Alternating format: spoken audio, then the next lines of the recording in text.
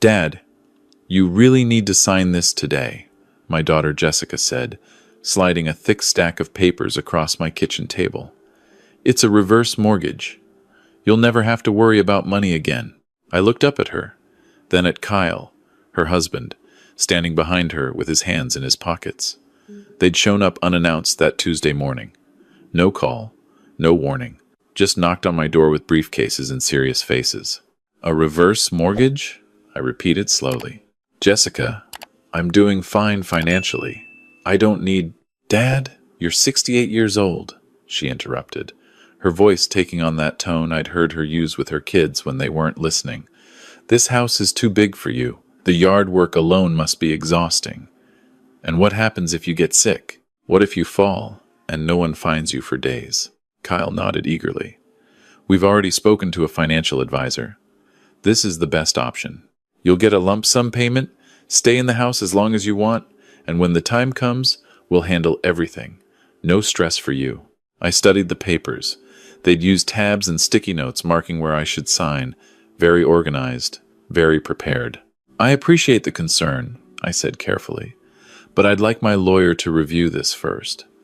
These things are complicated. Jessica's smile tightened. Dad, we had professionals draw this up. It's completely standard. The advisor said the rates are lowest right now, but they're going up next week. If we wait, you'll lose thousands. Then a few days won't matter, I replied. David. Kyle leaned forward, using my first name. He'd never done that before. Always called me Mr. Morrison or Sir. We're trying to help you. We've spent weeks researching this, meeting with advisors, doing the paperwork. We just want you to be taken care of. Jessica reached across and touched my hand. Mom would want this. She'd want to know you're protected. The mention of Linda hit like a punch. She'd been gone 3 years. 3 years of me living alone in this house we'd bought in 1985. Raised our kids in, planned to grow old in together. Except she didn't get to grow old. Cancer took her at 63. Let me sleep on it, I said. Jessica pulled her hand back. Dad, the advisor needs the signed documents by Friday. That's 3 days from now. We've set up the account, paid the processing fees. Everything's ready. You paid fees? I asked. Before I agreed? Dad, please. We're doing this for you. Her eyes were starting to water. I worry about you every single day. Every single day I wonder if you're okay, if you've fallen, if something's happened. This gives us peace of mind. It gives you security. I looked at my daughter. At 42, she looked so much like her mother. Same green eyes. Same way of tucking her hair behind her ear when she was nervous. I wanted to believe this was genuine concern. Okay, I heard myself say. Let me read through everything tonight. I'll call you tomorrow. We can wait while you read it now, Kyle suggested. No. My voice was firm. I'll call you tomorrow. They left 20 minutes later, but not before Jessica hugged me tight and whispered, I love you, Dad. We're just trying to help. After they drove away, I sat at that kitchen table for a long time, staring at the papers. Something wasn't right. Not wrong, exactly. Just off. The urgency, the way they'd already paid fees, the pressure. I picked up my phone and called Richard, my lawyer, who'd handled Linda's estate. Richard, it's David Morrison. Can you squeeze me in tomorrow? I need you to review some documents. Of course. What kind of documents? Reverse mortgage paperwork. My daughter brought them over. There was a pause. Your daughter brought you reverse mortgage papers? Yeah. David, do you need money? No. Then why would she? He stopped himself. Bring everything tomorrow. 10 a.m. work for you? That night, I couldn't sleep. I kept thinking about Linda's last months, how Jessica had been there every day, how she'd taken time off work, brought the grandkids over to cheer Linda up, how she'd held her mother's hand in the hospital when I couldn't bear to watch Linda slip away. This wasn't that Jessica. This was someone else wearing my daughter's face. At 3 a.m., I got up and went to my office. I'd spent 35 years as an IRS criminal investigator before retiring 5 years ago. Old habits die hard. When something doesn't smell right, you investigate. I started with the basics. I pulled up my credit report online, Something I did quarterly out of professional paranoia. My stomach dropped. Someone had run my credit report 2 weeks ago, not me. I logged into my bank account, checked my statements from the past 6 months line by line. Everything seemed normal.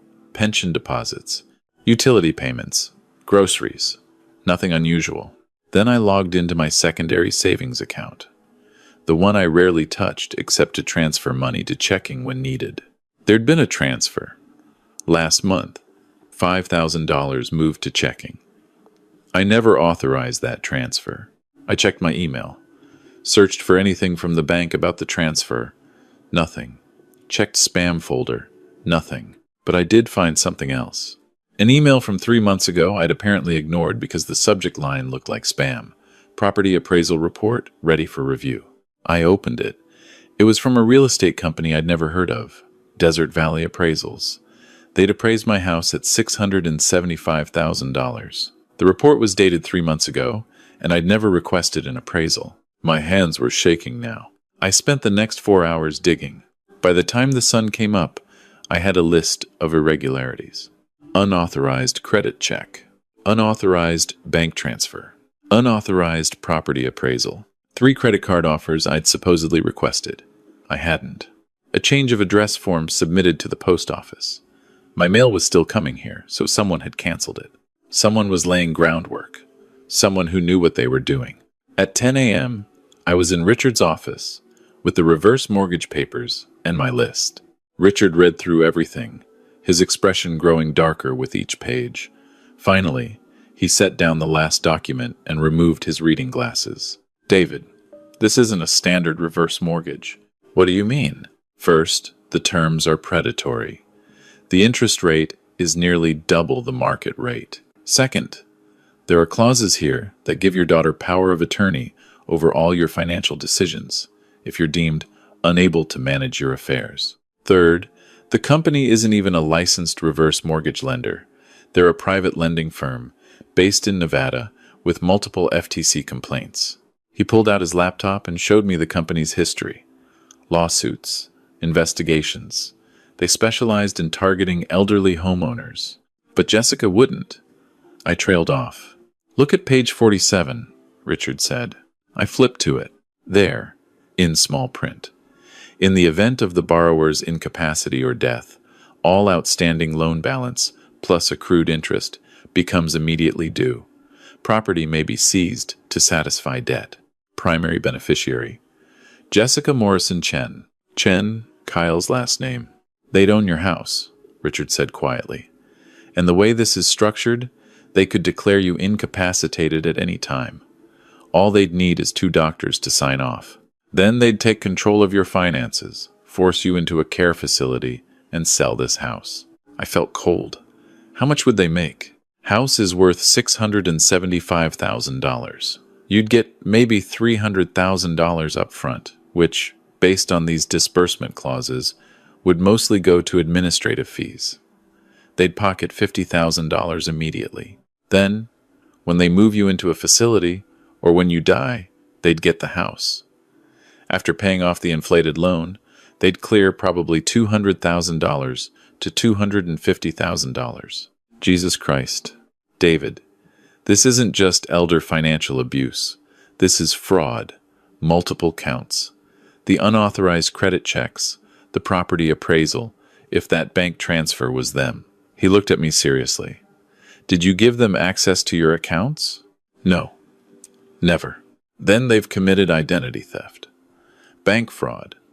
And if you'd signed these papers under pressure without proper legal representation, that's financial exploitation." I sat back in my chair. My daughter, my little girl, who used to climb into my lap and ask me to read her bedtime stories, who called me crying when she didn't get into her first choice college, whose wedding I walked her down the aisle at, whose children I'd held when they were born. "What do I do?" I asked. "First, we file a police report. Then we freeze your credit, change all your passwords, account numbers, get a new debit card, set up alerts on everything. And David," he paused, "you can't tell them, you know." "Not yet." "Why not?" "Because we need evidence. Right now, we have suspicious activity, but if you confront them, They'll destroy everything. We need to catch them in the act. That night, Jessica called. Dad, did you look over the papers? I did, I said, keeping my voice steady. I have some questions. Of course. What questions? Well, the interest rate seems high, and I don't understand this power of attorney clause on page 47. Oh, that's just standard legal language. It only applies if something happens to you, like if you have a stroke or dementia. It's protection for you, Dad. I see. And this company, Desert Valley Financial, I hadn't heard of them. They're newer, but they have excellent reviews. Really excellent. The advisor we worked with, Tom, he's been in the business for 20 years. Can I meet this Tom? A pause. I don't think that's necessary, Dad. We've already vetted everything. I'd just feel more comfortable. Dad, the deadline is Friday. We don't have time for more meetings. You said you'd look it over and decide. Have you decided? I took a breath. I need a few more days. We don't have a few more days. Her voice was sharp now. Dad, we've put deposits down. We've paid fees. If you back out now, we lose thousands of dollars. You put deposits down before I agreed? Because we were trying to help you. Because we care about you. God, why are you making this so difficult? Jessica, I'm not trying to... Kyle quit his job to manage your care full-time. Did you know that? He gave up his salary because we thought this was happening. Because you said yes yesterday. I didn't say yes. I said I'd think about it. You said okay. You said okay when we asked if we could move forward. I didn't remember saying that, but I hadn't recorded the conversation. I'm sorry if there was miscommunication, but I need more time. There is no more time. She was yelling now. You're being selfish. You're being stubborn. Mom would be so disappointed in you right now. Then she hung up. I sat there, phone in hand, shaking. That wasn't my daughter. That was someone desperate. Someone whose plan was falling apart. Over the next 2 days, the calls and texts kept coming. Jessica, Kyle, even my grandson Tyler, who was 19, called saying, Grandpa, why are you being so difficult? Mom's just trying to help. She cries every night worrying about you. On Thursday evening, they showed up at my door again. Dad, we need to talk. Jessica's eyes were red. She'd been crying or wanted me to think she had. I let them in. We sat in the living room, the same room where we'd had Christmas mornings, birthday parties, family dinners. Dad, please, Jessica said. We've done everything we can to make this easy for you. The paperwork is simple. Just sign it. Let us take care of you the way you took care of us. Kyle pulled out a new set of documents. We've revised some of the terms, made it simpler. Look, we've even reduced the interest rate. I took the papers. They had indeed changed some language, made it look friendlier, but the core clauses were the same. The power of attorney, the beneficiary designation, the immediate due on incapacity provision. I spoke to my lawyer, I said carefully. Jessica's face went pale. Your lawyer? Why would you need a lawyer? Because this is a legal document. Dad, we're family. You don't need a lawyer to protect you from your own family. Her voice was shaking now. Do you not trust us? Is that what this is? You don't trust your own daughter? It's not about trust. It absolutely is about trust. She stood up, pacing. We've sacrificed everything to help you. Kyle's job, our savings, our time. And you're treating us like criminals. I never said. You didn't have to say it. Getting a lawyer says it. Tears were streaming down her face now.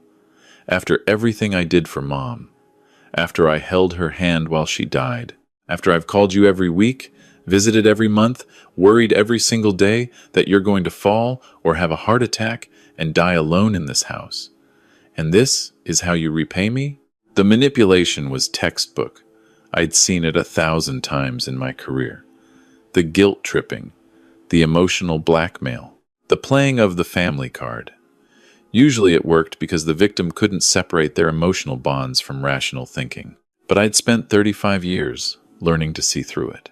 Jessica, I said quietly, why did you run my credit report without my permission? The room went silent. What? She said finally. 2 weeks ago, someone ran my credit report.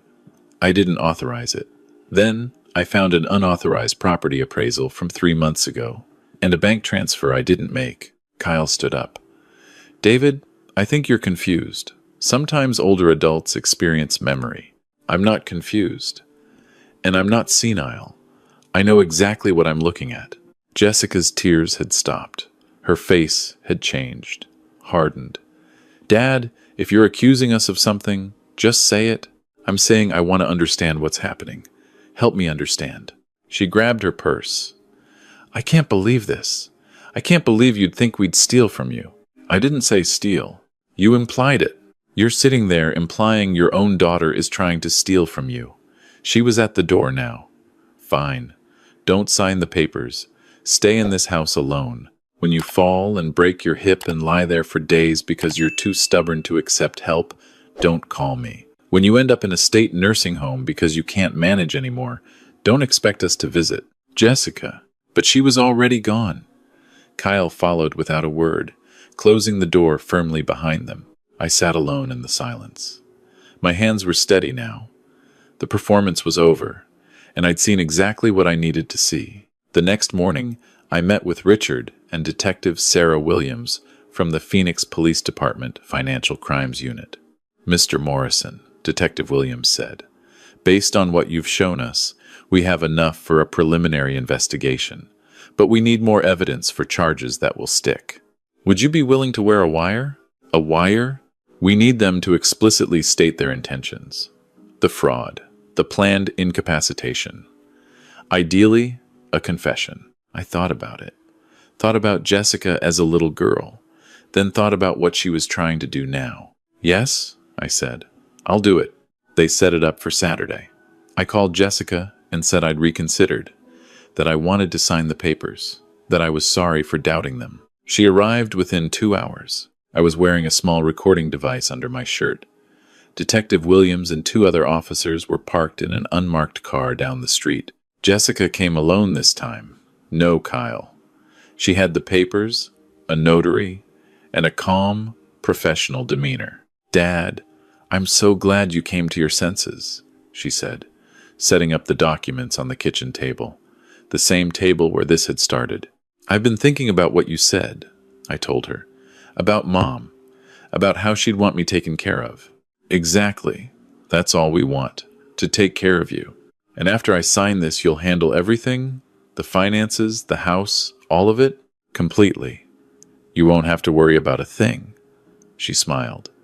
In fact, Kyle and I have already been looking at assisted living facilities, really nice ones. They have activities, social groups, full-time medical staff. You'd love it.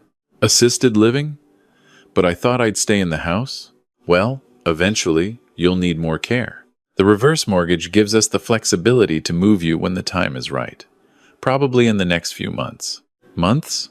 Jessica, I'm healthy. I don't need assisted living. She patted my hand. Dad, you're almost 70. Things can change quickly at your age. It's better to be proactive. Besides, once we sell the house. Sell the house? I thought the reverse mortgage meant I could stay here. Technically, yes, but the monthly fees are high. It makes more financial sense to sell now while the market's good, pay off the loan, and use the rest for your care. Kyle and I have run all the numbers. And what happens to the money after my care is paid for? She hesitated. Just a fraction of a second. Well, anything left over would go to your heirs, me and your grandson. How much do you estimate will be left over? Dad, why are you asking these questions? I thought you'd decided to trust us. I do trust you. I'm just trying to understand.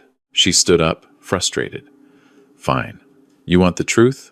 Kyle and I are $80,000 in debt, credit cards, student loans from Tyler's college, a bad investment in Kyle's brother's business. We're drowning. This house is worth over $500,000. If we can move you into a facility that costs $3,000 a month within 5 years, we clear enough to pay off our debts and finally breathe. There it was, the confession. So this isn't about my care, I said slowly. This is about your debt. It's about both. You get taken care of, and we get financial relief. Everybody wins. Except I lose my house. You're going to lose it anyway eventually. When you die, it'll go through probate, get taxed. This way, we get to use it now when we actually need it. And the power of attorney clause? The one that lets you declare me incapacitated? She was pacing now. That's just a formality. We wouldn't use it unless we had to. Had to? Like when? Like if you became difficult. Like if you started acting paranoid and accusatory like you did the other day. We need to be able to make decisions for your own good. My own good? Or your own good? Both. Why can't you see that? She was angry now, really angry. You're being selfish. You have more money than you'll ever need. You live alone in a house you don't use. Meanwhile, your daughter is struggling, and you won't help. I'd help if you asked, I said quietly. But you didn't ask. You tried to trick me. Trick you? We're trying to help you. Help me by stealing my house. The word stealing hit her like a slap. How dare you? How dare you accuse me of stealing? After everything I've done, after I sacrificed my career to take care of Mom, after I've supported you through your grief, this is how you repay me? Jessica, you ran my credit without permission. That's identity theft. You had my house appraised without my knowledge.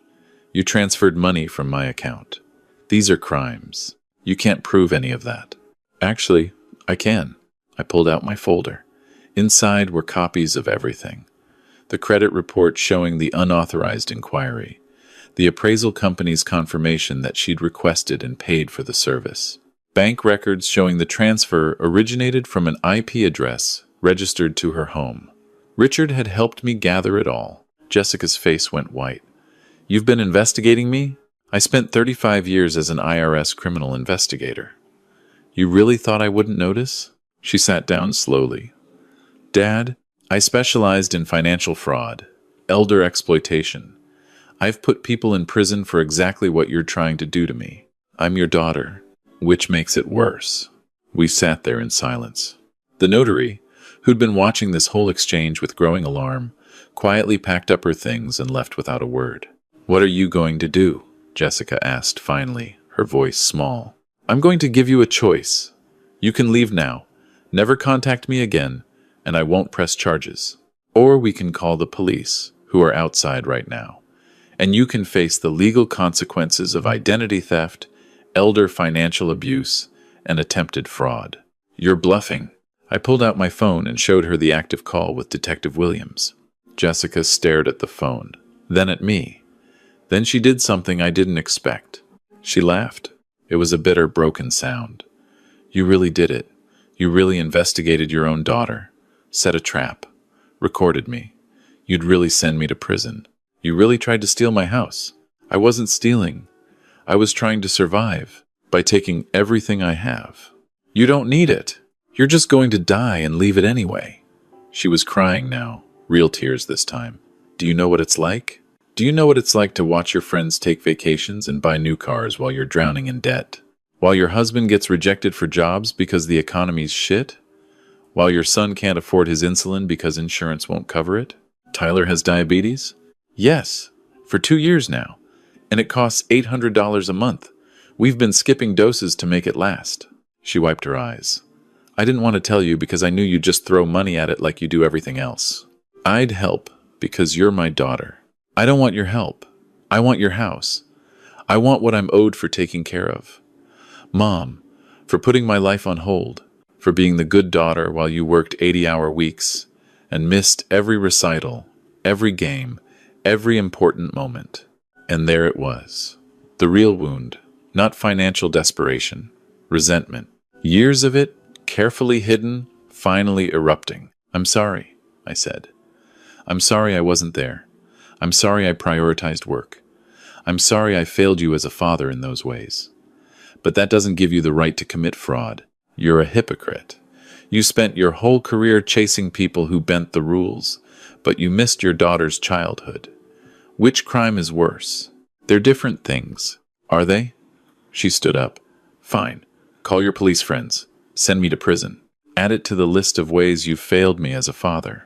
She walked to the door, then turned back. You know what the saddest part is? I didn't even want it to be like this. I wanted you to just sign the papers. I wanted to believe you wouldn't check. That you'd trust me because I'm your daughter. But you couldn't even give me that. Trust has to be earned. I earned it every day I took care of Mom. Then she left. Detective Williams came in 5 minutes later with the 2 officers. Mr. Morrison, we have everything we need on tape. Multiple confessions to fraud, identity theft, and conspiracy. Do you want to press charges? I looked at the empty doorway where my daughter had stood. Give me 24 hours, I said. That night, I didn't sleep. I kept thinking about what Jessica had said, about Tyler's insulin, about their debt, about her resentment. I thought about Linda, too. What she would have wanted. She'd always been better at the emotional stuff than me.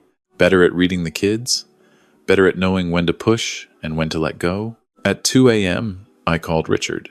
I want to set up a trust fund for Tyler's medical expenses. $100,000. Managed by an independent trustee.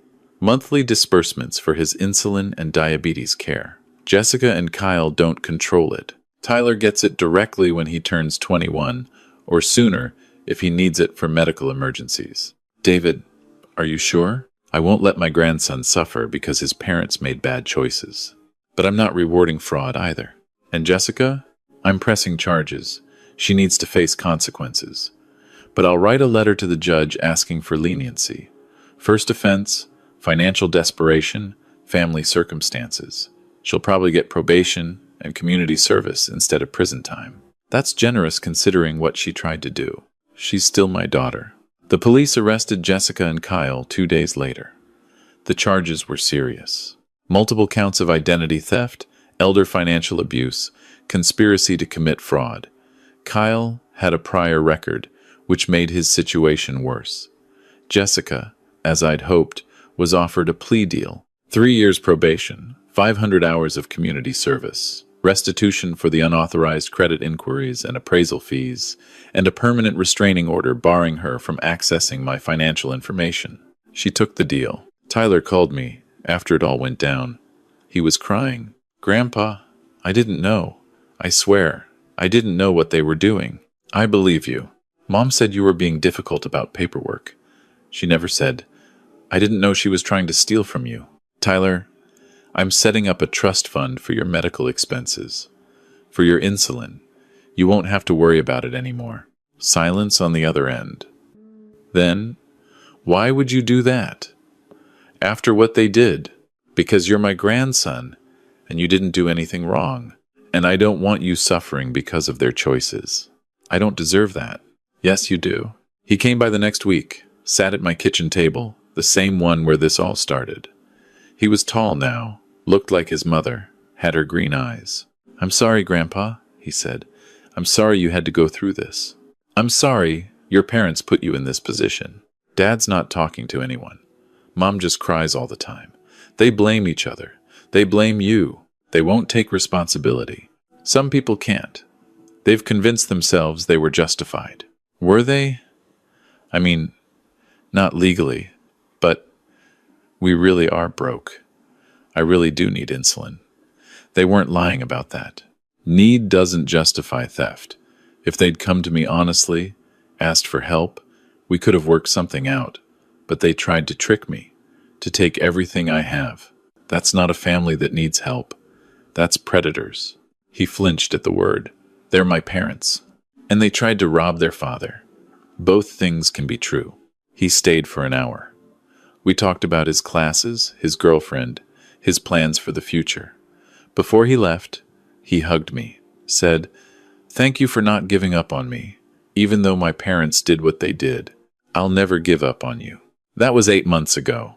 Tyler visits once a week now. He's using the trust fund for his insulin and doing well. He's also seeing a therapist, trying to process his parents' betrayal and his own complicated feelings. Jessica and Kyle lost their house, filed for bankruptcy. They're living in a small apartment, both working low-wage jobs while trying to deal with their legal situations. Tyler says they still blame me, say I ruined their lives. They've told him he's betraying them by staying in contact with me. He comes, anyway.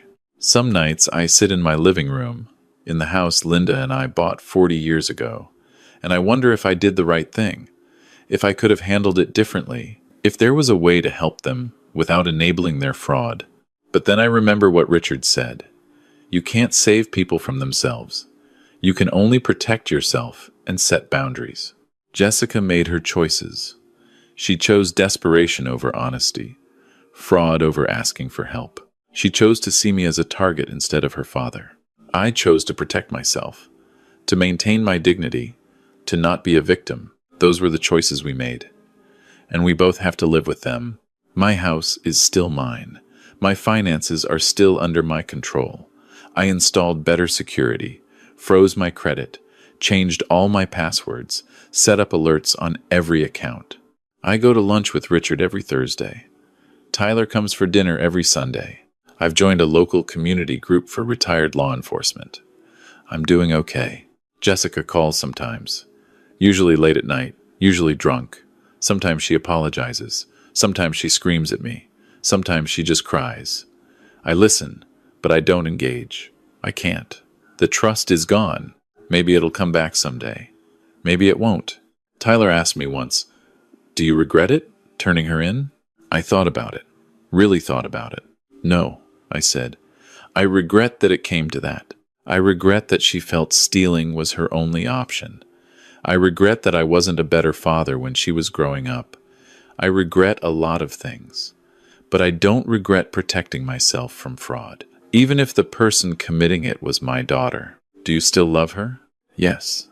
But love doesn't mean letting someone destroy you. That's what I've learned through all this. That you can love someone and still hold them accountable. That you can be compassionate and still maintain boundaries. That being family doesn't give someone the right to betray you. I'm 68 years old. I spent 35 years investigating financial crimes, learning how predators operate, understanding the psychology of fraud. I never thought I'd have to use those skills against my own daughter. But when the moment came, I didn't hesitate. I saw the red flags. I gathered the evidence. I built the case. I protected myself. Some people say I'm cold, that I chose money over family they don't understand. This was never about money. It was about respect, about dignity, about refusing to be treated as incompetent just because I'm older, about not being manipulated by the people who are supposed to love you most. Jessica wanted my house, my savings, my independence. Instead, she got probation, community service, and a destroyed relationship with her father. Was it worth it? For her, probably not. For me, I'm still here, in my house, on my terms, living my life with my eyes open. So, yes, it was worth it, because at the end of the day, you teach people how to treat you. And I taught my daughter that I won't be a victim, not even for family, especially not for family. That's the lesson I hope Tyler learns. That love without boundaries is just another word for enabling. That compassion without accountability is just another word for weakness. I hope Jessica learns it too, someday. But that's up to her. As for me, I've learned that the skills that served me in my career, observation, skepticism, attention to detail, don't retire just because I did. That the instincts that made me good at my job are the same instincts that protected me from my own daughter's fraud. It's a sad truth, but it's the truth. And after 35 years of dealing with lies, I've gotten pretty good at living with uncomfortable truths. I'm okay with that.